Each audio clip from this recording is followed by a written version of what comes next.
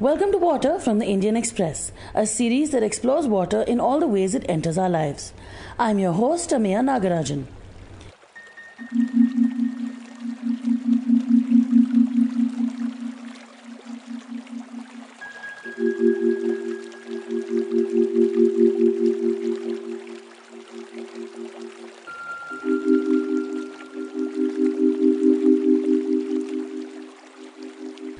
So far, we've talked about the monsoon and how it is so important to India, from agriculture and economics to culture and history. We've also talked about the effect of climate change on the monsoon and what this could mean for us, hearing from the India Economic Survey that expects dire consequences, and the Indian Express Agriculture and Rural Affairs editor who thinks otherwise. Last week, we began to look at rivers, exploring how they have fed and destroyed cities and how deeply they are connected to all life. We also saw how human interference in rivers has broken their ability to cleanse and purify themselves, which means that it is time for us to intervene to fix them.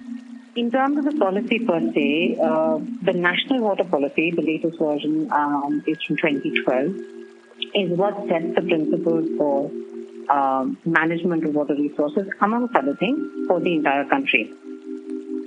And interestingly, the document actually recognizes that the natural water resources are under threat.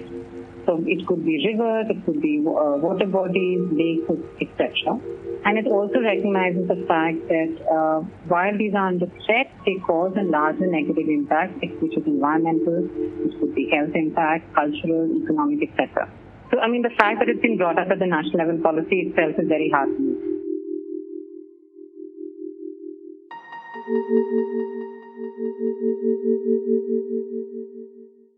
Hi, Ameya. I'm Mriganka Saxena. I'm an architect and urban designer, but work more in the realm of planning, policy, and design. And I've worked a lot with water, with the Delhi Jal Board, and now currently as a research fellow with the Yamuna River Project, an initiative of the University of Virginia. I met Mriganka through the Yamuna River Project, a multidisciplinary research project from the University of Virginia that is trying to understand the state of the Yamuna in Delhi and explore ways to help the river recover. I asked her about India's water crisis.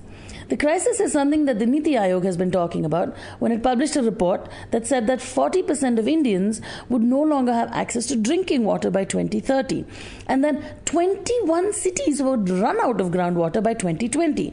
Just to give you a little perspective, that is 2 years away.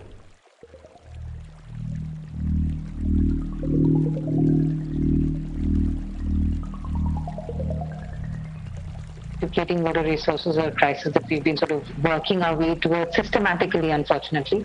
I wouldn't know facts and figures for all cities, primarily been working in Delhi, but it is a management crisis more than a crisis of a depleting resource. We need to manage our water resources well today to be able to take care of the future. And that's something that you would hear everywhere, essentially. If you were to look at all the rain that we get in different cities, if you just compare the numbers, we would get what our demand is through rainwater, just that the rain comes after the summer and you can't store all of it. But with newer technologies, with the way one can recycle, etc., on paper, it is doable. On paper, you can work with recycled water, you can work by minimizing wastage in our supply systems, etc. But when it comes to actually implementing it, it becomes a very, very big challenge in larger cities, in any kind of an urban agglomeration, actually. So unless we do multiple things together, it's not going to get sorted. Given that we are in this situation, I wanted to know what solutions could be. There are multiple things. Generally water, you would be looking at the potable supply, which is what you require, fresh water sources for your potable supply. There is sewage that comes out of that potable supply. Approximately 80% of the water that you consume comes out as wastewater. That's the basic standard. And then, of course, there is our natural water resources that are sort of an asset for any city, be it at whatever scale. Generally, the natural water resources and the piped systems of potable water and sewage are seen independently. One needs to start looking at water as a complete cycle, where one can actually look at a smaller scale, where we're looking at decentralized systems, looking at managing water at smaller than a basin level as well. So, how can you manage, how can you recharge your groundwater using existing water resources? How do you manage your potable supply? How do you actually ensure that 80% of the water gets recycled and then goes back into that system? So all our car washing, our flushing, our irrigation, parks, gardens, etc., can actually be done with recycled water.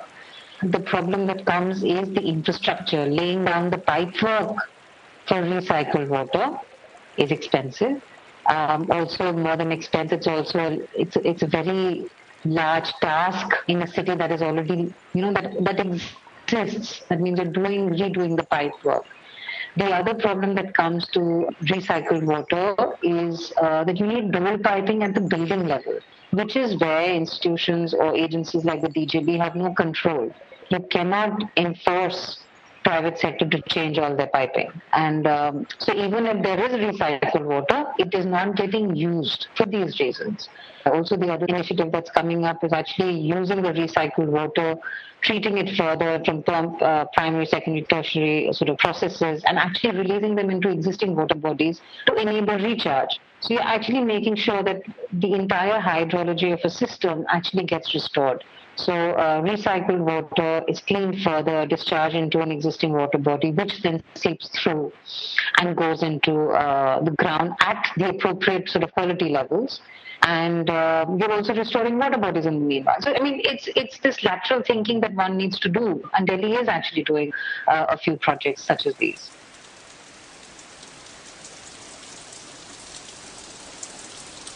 Okay, there are solutions, but how complicated is it to implement them? How does one legislate or enforce water policy? What Mriganka told me was mind-boggling. Government happens at 3 levels: central, state, and local, and different parts are tied to different things.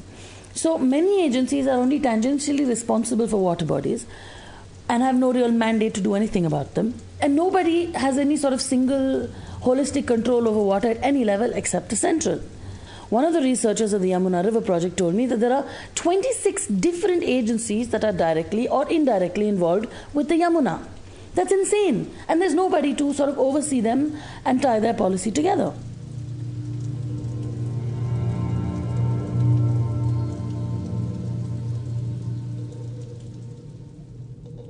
Being a country like ours and the rate of urbanization that we're going through, and we're literally just at the cusp of urbanization right now. Another 30 years, and that's when we're really hitting the peak of urbanization in the country.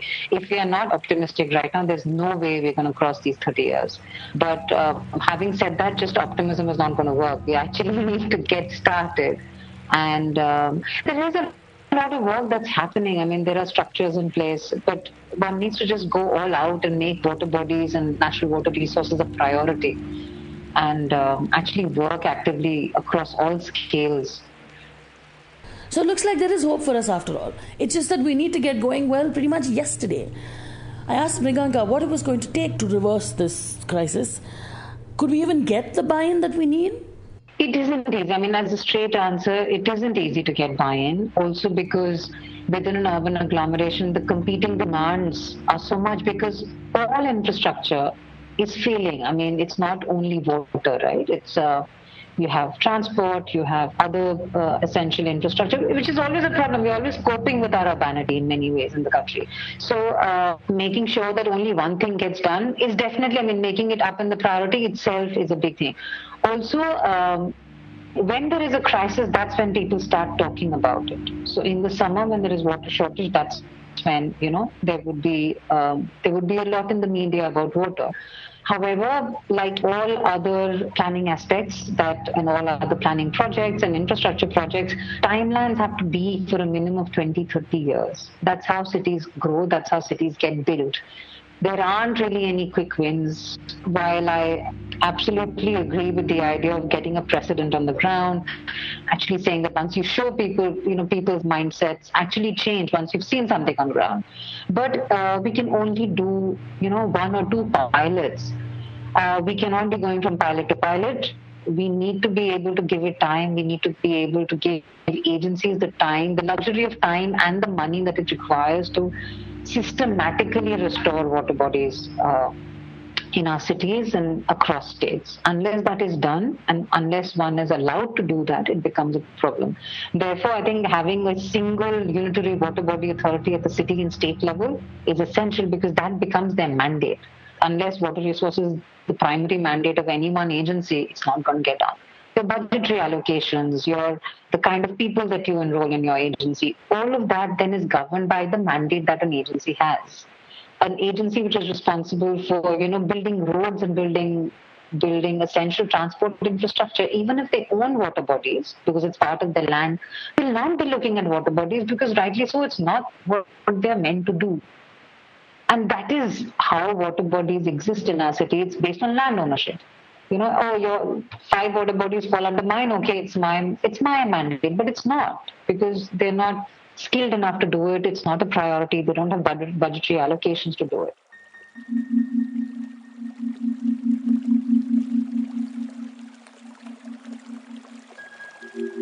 To recap, the central government has taken cognizance of the water crisis and its wider ecological causes and impact, and is even trying to make policy. But since we have no single agency at any level other than the central that has a unified mandate around water, implementation is really hard. Still, if we can take steps to fix this, we can probably save ourselves from this water crisis in several ways.